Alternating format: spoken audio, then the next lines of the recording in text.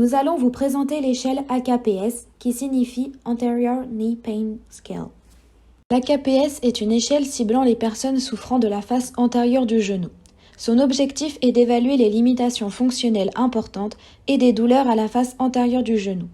Elle permet donc d'évaluer des symptômes subjectifs. Sa durée de réalisation est de 5 minutes. Le questionnaire est rempli par le patient de façon indépendante.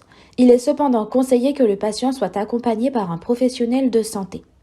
Le questionnaire comprend 13 items, dont 6 à propos des activités du patient comme la marche, la course, le saut, les escaliers ou la position assise prolongée.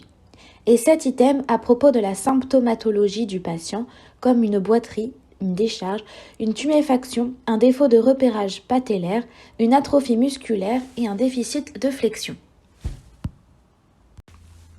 Le patient doit choisir une réponse parmi plusieurs propositions. Chaque réponse est quantifiée par un score. La somme des réponses est calculée à la fin du questionnaire. Le score est de 100. Un patient ayant un score de 0 est considéré comme très symptomatique. Un patient ayant un score de 100 est estimé asymptomatique. Les patients ayant un score de 70 sont considérés comme ayant une incapacité modérée. Lors de la réalisation du test une seconde fois, on doit observer une différence de 7 à 14 points pour justifier d'une évolution significative. Ce test possède une cohérence interne de 0,87 et une fiabilité test-retest de 0,97. L'AKPS a pour avantage d'être un test gratuit, rapide, qui ne nécessite pas de matériel. Il est compréhensible par les patients grâce à des items clairs et accessible numériquement en plusieurs langues validées. Il a cependant tendance à faire des faux positifs. On peut aussi remarquer qu'il ne tient pas compte de l'impact psychosocial et de l'activité se mettre à genoux qui est très présente dans les plaintes des patients. Il dépend également de l'évolution de la perception de la douleur et de la gêne par le patient au cours du temps. On peut comparer la KPS à l'échelle KOOS car elle cible la même population.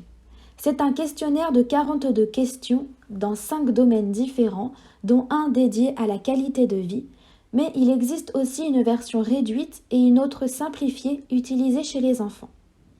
Les scores de chaque domaine peuvent être interprétés. Ses inconvénients sont qu'il est long et peu représenté dans la littérature scientifique et le calcul des sous-scores est complexe. Pour compléter la présentation de cette échelle, voici un cas clinique. Il s'agit de Madame B, une patiente de 17 ans qui pratique la course à pied.